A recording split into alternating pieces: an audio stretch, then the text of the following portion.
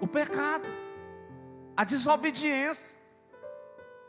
E foi baseado nisso que Balaão contratou as mulheres moabitas, que chamaram os israelitas para uma festa. E naquele chamado, aquela festa, foi um chamado à prostituição e à idolatria. A Bíblia fala que num dia só morreram 24 mil homens, por causa da praga, da prostituição, da idolatria. E ali ficou uma marca no deserto, que as pessoas foram prostradas por causa da desobediência a Deus. E agora vem o profeta Oséias dizer no capítulo 2, versículo 14, que eis que eu atrairei, levarei para o deserto e lhe falarei ao coração. Quando nós falamos sobre essa passagem aqui, ela tem um contexto, né? Porque Deus iria levar o reino do norte ao cativeiro, representava o deserto. E no deserto eles iriam entender a necessidade de conhecer o seu Deus, de ter intimidade com Deus, de se aproximar de Deus, de ser fiel a Deus. Então Deus está dizendo que muitas vezes Ele leva o seu povo ao deserto. E ali no deserto, quando todos os recursos humanos são esgotados, Deus demonstra amor para com sua igreja, para com o seu povo. Glória a Deus. Meus irmãos, nessa relação com Deus, a noiva de Jesus, ela é comparada, é uma comparação bem interessante, porque a noiva de Jesus, nós não somos seres humanos. Sei que lá no céu, Jesus falou para os saduceus, né? E os saduceus, eles não acreditavam na ressurreição. Aí tem uma passagem que ele pergunta assim: lá no céu, segundo a lei do levirato, porque eles fizeram criaram lá uma questão que era improvável. Eram 7 irmãos, que cada uma mulher, como se fosse uma viúva negra, né? A mulher casava com um, morria um. Casava com o irmão, morria o irmão. Aí casava com outro irmão, morria, 7 morreram. Aí ele perguntou para Jesus: e na ressurreição dos mortos, como é que essa mulher vai ficar com qual marido? Aí Jesus disse: vocês não sabem de nada. Vocês nem conhecem a palavra de Deus, nem o poder de Deus. Porque na ressurreição não se darão em casamento, não vai ter mais. Glória a Deus. Então Jesus encerrou o assunto ali, mostrando. Então quando nós estamos falando da simbologia, nós estamos falando de uma forma assim que Cristo uniu gentios e judeus, homens e mulheres, sábios e indoutos, pessoas ricas e pobres. Glória a Deus. Ele uniu no seu corpo, e Ele fez desse povo a sua igreja, a sua noiva, na qual Ele se relaciona com o seu povo. E a nossa relação com Deus é aquela pergunta que Jesus disse para Pedro. Quando Pedro negou Jesus 3 vezes, ele reuniu a fogueira mesmo. Jesus criou a mesma situação. Pedro estava lá na fogueira e disse: tu és o discípulo. Disse: não sei nem quem é esse Jesus. Aí Jesus trouxe peixe assado, um churrasco, trouxe pão e deu a comer aos discípulos. Passaram a noite trabalhando, não pegou nada, e eles estavam ali tudo comendo, aquele saboreando aquele peixe. Aí Jesus fez a pergunta: tu me amas? Tu sabes, Senhor, que eu te amo. E a conversa vai, conversa vem. Jesus: vem cá, Pedro, tu me ama mesmo? Senhor, tu sabe que eu te amo. Depois da 3ª vez, disse: tu me ama, Pedro? Aí ele disse assim: sabe de tudo. Tu sabe de tudo. Como falou o irmão aqui: eu te amo, mas apesar das minhas fragilidades, mas eu te amo. Glória a Deus. Jesus apacenta as minhas ovelhas. Jesus estava treinando aquele apóstolo para uma grande missão. Glória a Deus. Irmão, essa relação de amor, ela foi demonstrada. Paulo diz que Deus provou o seu amor para conosco, quando Ele enviou o seu Filho, quando Cristo morreu por nós, sendo nós ainda pecadores. Então foi uma demonstração máxima do grande amor de Deus para com o perdido pecador. Então, de que forma que o homem possa, o mínimo que o homem, a mulher, que o ser humano, que a igreja deve demonstrar o amor a Jesus? Porque esse amor tem que ser recíproco. Deus ama o pecador, Deus morreu através do seu Filho Jesus na cruz, e como eu poderia demonstrar amor por Ele?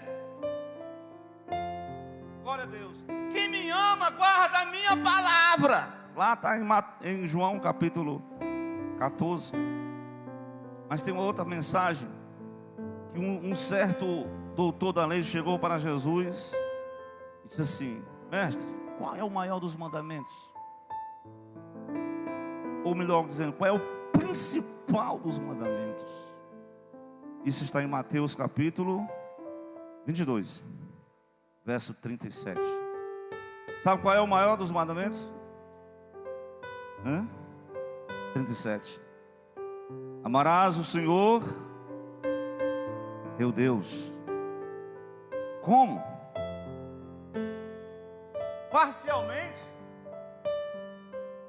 Não, é de todo o teu coração, de toda a tua alma, de todo o teu pensamento. Essa aqui é um resumo de toda a lei dos profetas. Quem ama não adultera, quem ama não fala mal do irmão, quem ama não inveja, quem ama não cobiça, quem ama faz o bem, quem ama perdoa, quem ama considera, quem ama serve. Glória a Deus. Então essa reciprocidade, essa relação de amor é demonstrada através, exatamente, a resposta que nós damos ao Mestre. Tu me amas de verdade?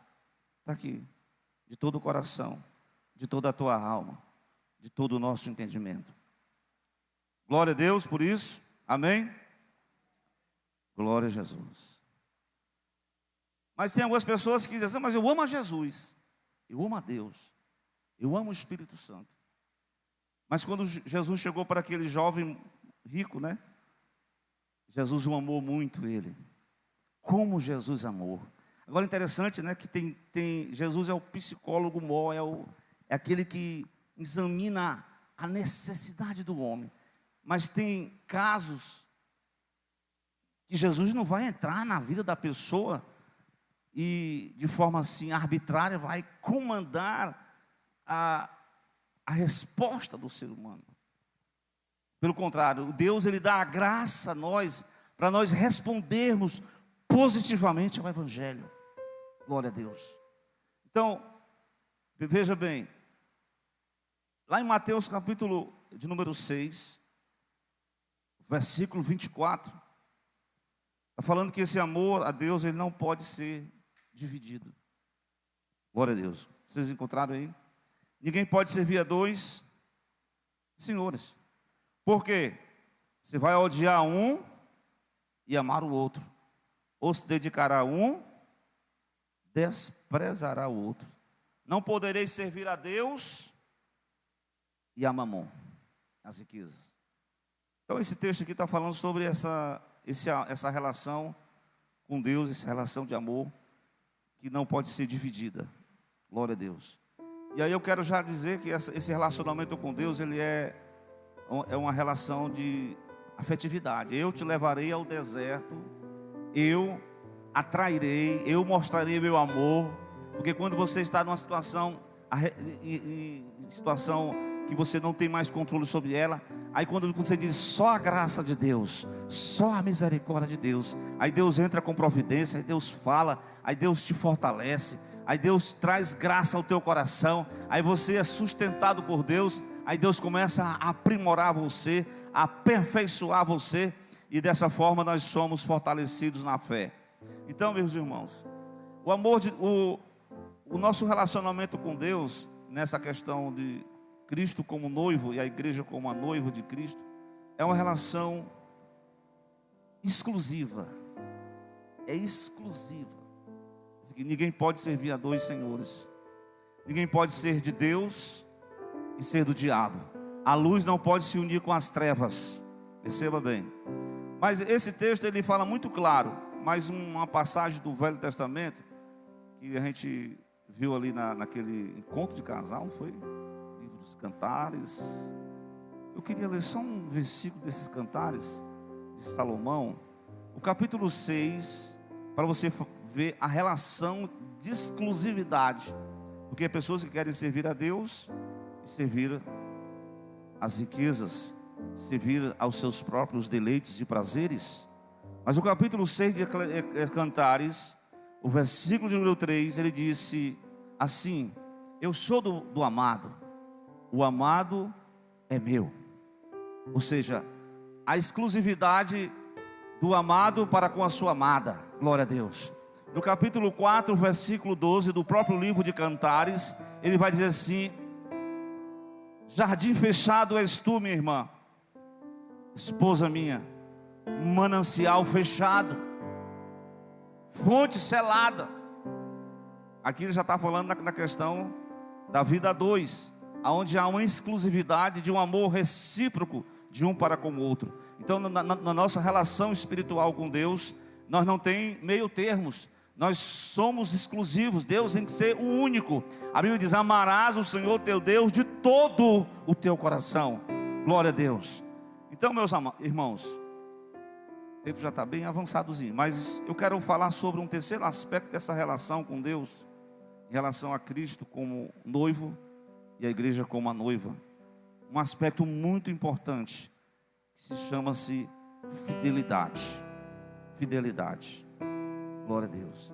Porque a gente observa que a noiva de Cristo, ela pode, a exemplo de, que eu vou dizer aqui, se eu for aqui para o texto aqui de Oséias, o reino do norte, o próprio Israel, ele flertou com os seus amantes. Essa palavra flertar, ele namorou, ele criou uma relação com os amantes. Mas irmão, você está falando de amantes? Isso literalmente? Estou falando do sentido espiritual. Lá o texto fala que eles tiveram ali adorações aos deuses dos cananeus.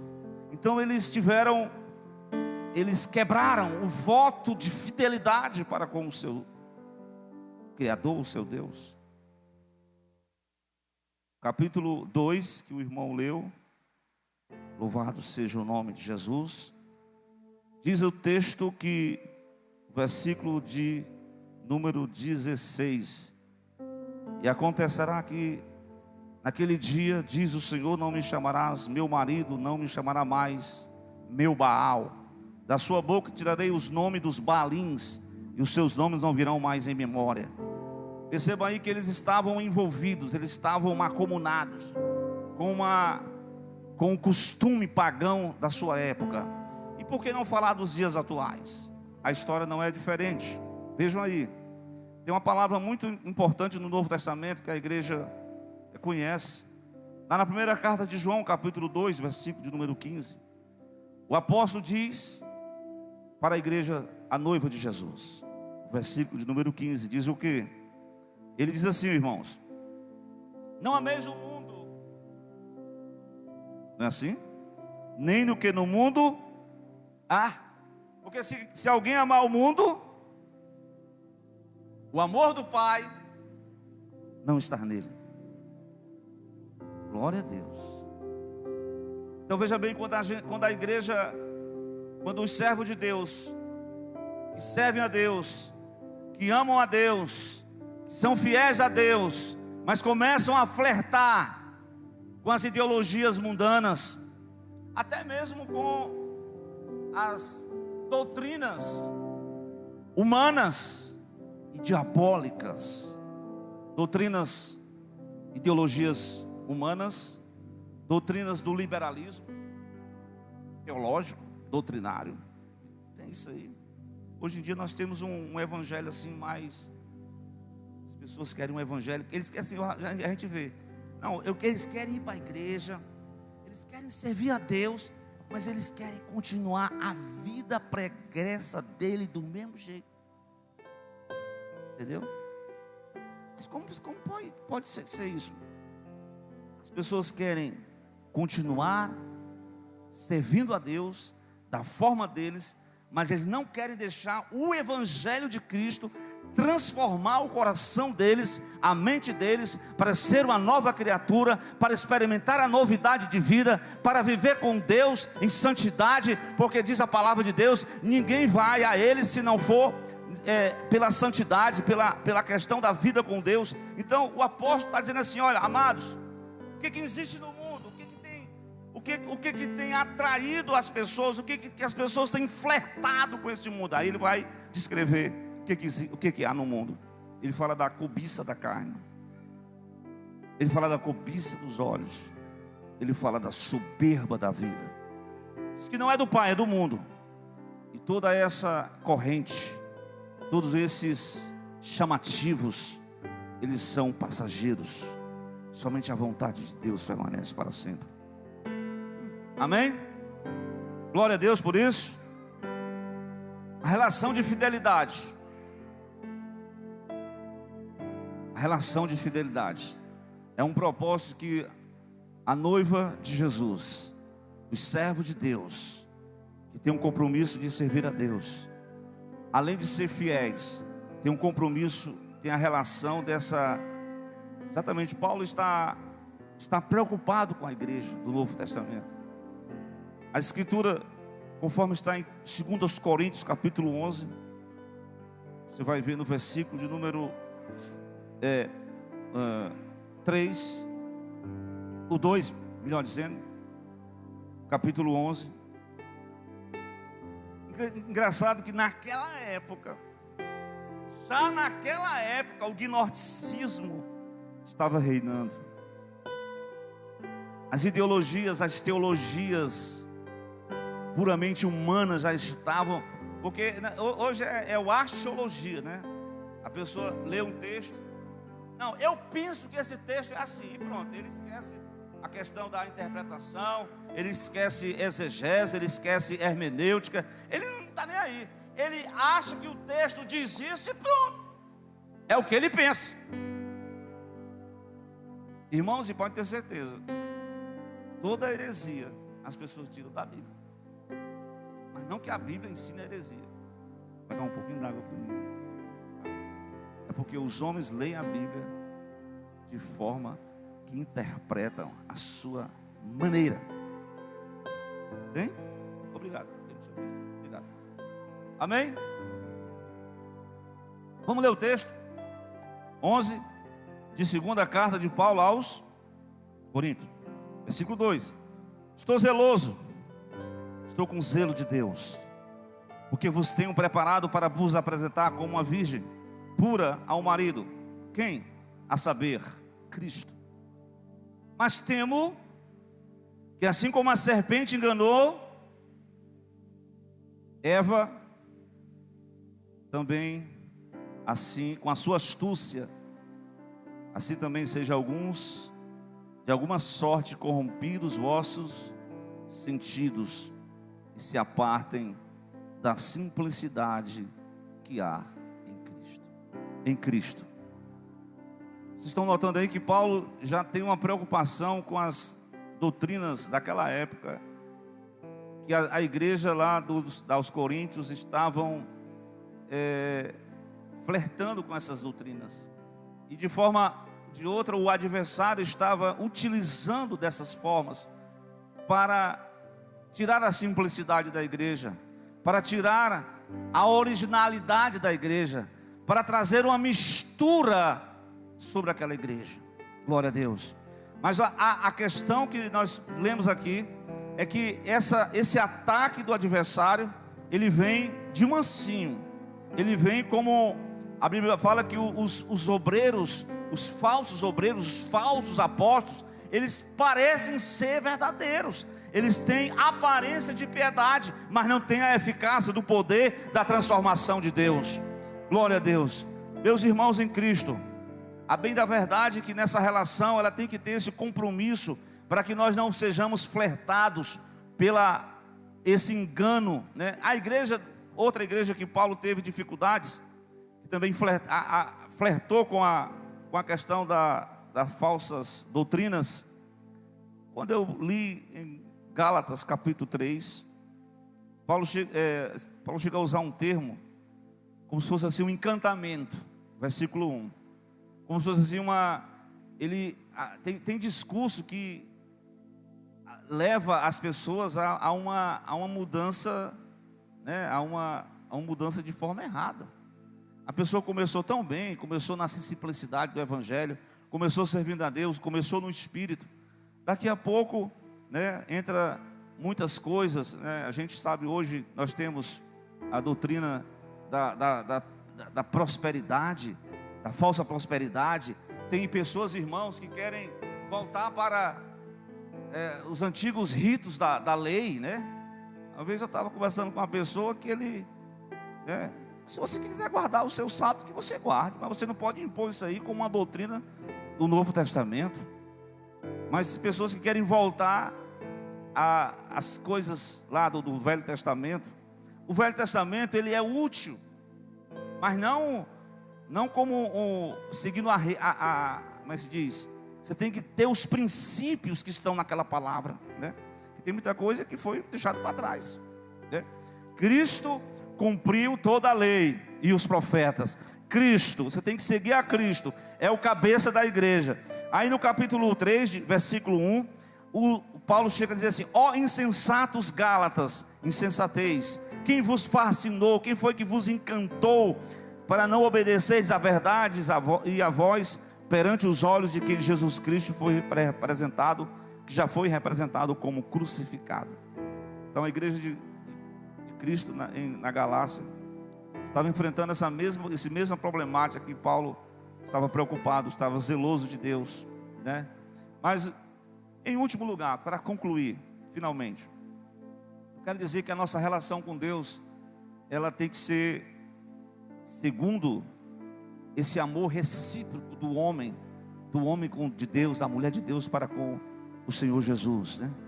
É uma relação exclusiva, é uma relação aonde nós permaneçamos fiéis e comprometidos com a verdade, comprometidos com a palavra do Senhor. Mas uma coisa muito interessante é que nessa relação é uma relação que tem que ter aperfeiçoamento. Falando sobre casamento, né? As pessoas entram no casamento e, na verdade, são dois mundos diferentes que vão viver. São duas bagagens que vão unir em um só lar. Tem algumas diferenças, tem muitos gostos diferentes. Então haverá um aperfeiçoamento nessa relação. Isso é verdade. Agora, em relação a Cristo e a igreja, Cristo é o Senhor, é perfeito sobre tudo. E como igreja nós temos que buscar o aperfeiçoamento em Cristo. Como por exemplo, foi até ministrado aqui no culto da família, a carta de Paulo aos Efésios, o capítulo de número 5, se não me falha a memória, o versículo de número 27, falando sobre essa questão do aperfeiçoamento da noiva. O versículo 26, ele diz assim: para santificar, purificando com a lavagem da água pela palavra. O sangue de Jesus nos purifica de todo pecado. A palavra de Deus, ela vai nos adornando. Há um adorno espiritual, e o adorno é a expressão do caráter de Cristo.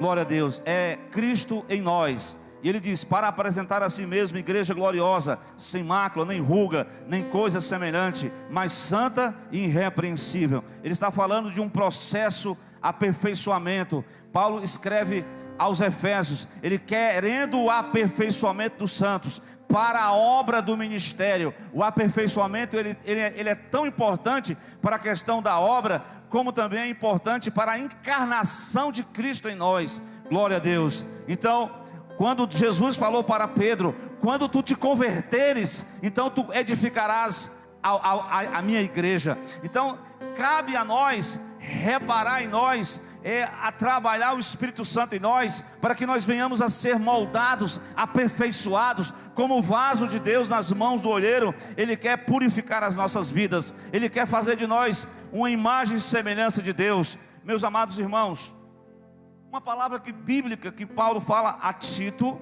essa aqui eu achei importante, porque aqui ele vai englobar todo mundo, todas as idades. Título 2, glória a Deus. Vocês tenham um pouquinho de paciência. Vamos lá. Olha o que diz aí, ó. O último versículo é o versículo 10. Ele diz lá na parte final: para que em tudo seja ornamento da doutrina de Deus, nosso Salvador. Essa ornamentação da doutrina, essa forma de Deus preparar a igreja, como o Novo Testamento, o Espírito Santo vai adornando, vai lapidando, vai trabalhando em nós o caráter de Cristo, vai trabalhando o vaso do oleiro. Nós somos barro, nós não temos perfeição em nós mesmos, nós estudamos o aperfeiçoamento. Mas veja o versículo 1, só na leitura bíblica desse capítulo 2 de Tito. Tu, porém, Tito, fala o que convém a sã doutrina. Aí dá um conselho para os idosos, os velhos, que sejam sóbrios, graves, prudentes, sãos na fé, no amor e na paciência. Fala para as mulheres idosas semelhantes, sejam sérias no seu viver, como convém às santas, não caluniadoras, não dadas a muito vinho, mestras do bem, para que ensine as mulheres novas a serem prudentes, a amar os seus maridos, a amar os seus filhos, a serem moderadas, castas, boas donas de casa, sujeitas ao seu marido, a fim de que a palavra de Deus não seja blasfemada. Também fala para os jovens, exorta semelhante aos jovens, que sejam moderados, em tudo te dá por exemplo, de boas obras, na doutrina mostra incorrupção, gravidade. No versículo 7 ele já está falando para o pastor: em tudo te dá por exemplo de boas obras, na doutrina mostra incorrupção, gravidade, sinceridade, linguagem sã, irrepreensível, para que o adversário se envergonhe, não tenha o mal de dizer de nós. Exorta também aos servos, que se sujeitem ao seu Senhor em tudo agrade, não contradizendo, não defraudando, antes mostrando toda boa lealdade, para que em tudo seja ornamento da doutrina de Deus, nosso Salvador. O ornamento, ou seja, a ética do reino, o caráter de Cristo. Ele dá uma pincelada aqui em todas a sociedade da igreja, todos idosos, as mulheres, aos homens, aos jovens, a todos nós, para sermos aperfeiçoados, para adquirirmos esse ornamento espiritual, que é o enfeite de Cristo em nós, né? Porque, irmão, nós estamos num processo, e esse processo ele vai culminar, como nós falamos na semana passada, no arrebatamento da igreja, o rapto da igreja. Evento esse que depois do arrebatamento, você sabe o que vai acontecer? Claro que vai ter o julgamento das obras. Posteriormente nós teremos a festa do casamento, chamado bodas do Cordeiro. Glória a Deus. O livro do Apocalipse, capítulo 19, a finalização da igreja, do reconhecimento do casamento, de forma simbólica, espiritual, da noiva com o seu noivo amado, Cristo Jesus. Irmão, nós estamos aguardando esse evento glorioso. Tem um pessoal aí que não acredita, mas independente de quem não acredita, a igreja permanece firme, fiel ao seu Criador, ao seu Senhor, não dividindo a adoração, não dividindo a devoção, porque isso é o que tem, isso macula a nossa espiritualidade. Isso tem maculado a espiritualidade de muitos. As pessoas estão mais divididas, As pessoas querem servir a Deus, mas querem servir ao mundo. As pessoas querem servir a Deus, mas querem estar comprometidos com o pecado. As pessoas não querem largar o pecado. As pessoas não querem renunciar a si mesmo para servir a Deus. Mas, irmãos, naquele grandioso dia, como Jesus fala, o Espírito Santo inspirou João a escrever esse livro. Glória a Deus. Capítulo 19, versículo 7. Regozijemo-nos, alegremo-nos, demos-lhe glória, porque já são vindas as bodas do Cordeiro, e já a sua esposa já se aprontou. Foi-lhe dado que se vestisse de linho fino puro, resplandecente, porque o linho fino são as justiças dos santos. E disse-me: escreve, bem-aventurado aqueles que são chamados à ceia das bodas do Cordeiro. E disse-me: essas são as verdadeiras palavras de Deus. Então, irmãos, a igreja de Cristo aqui na terra, ela está passando por um processo de aperfeiçoamento. Como eu falei, é uma relação aonde nós somos aperfeiçoados a amar a Deus, a amar uns aos outros, a servir a Deus com o coração voluntário, a aperfeiçoar no caráter de Cristo, a estar preparado para esse glorioso dia. Porque que adianta a gente servir a Deus na igreja, mas não termos um compromisso sério com Deus, não sermos fiéis ao Senhor, não amarmos a Deus de todo o nosso coração? Glória a Deus. Então a palavra de Deus, ela diz: segui a paz com todos e a santidade, sem a qual ninguém verá a Deus. Então, como servos de Deus, nós temos essa missão de sermos trabalhados por Ele. E o Espírito Santo, uma história bem interessante, um casamento no Velho Testamento, Rebeca e Isaac.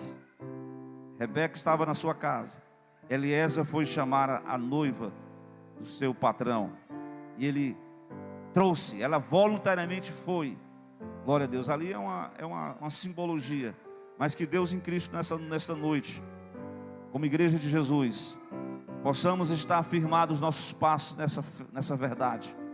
E diante de tantas propostas, né? São as propostas, né? Irmãos, o adversário, ele oferece propostas, ele sugere a mente das pessoas, mas em nome de Jesus você tem a palavra de Deus. Você vai dizer assim, na sua mente, no seu coração: está escrito, somente a Deus adorarás, somente a Ele serviremos. Nós não nos curvaremos, nós não cederemos. Glória a Deus. Há pessoas que desce da cruz, Jesus não atendeu esse negócio não. Os soldados disseram para o capitão, mais os 50 soldados: desce daí, profeta, desce desse lugar. O profeta não desceu não. A gente tem que crescer. Tem gente que está descendo espiritualmente, está regredindo espiritualmente, mas o crente, ele vai de fé em fé e de glória em glória. Quem recebe essa palavra, diga amém. Vamos ficar de pé, meus irmãos, para a gente concluir. Glória a Deus, amém. Que o Senhor nos ajude nessa noite. Quero dizer que amanhã estaremos aqui no culto, passagem de ano, a partir de 22 horas. Nós vamos estar aqui até as meia-noite, orando o culto final, né? E domingo, já é 22.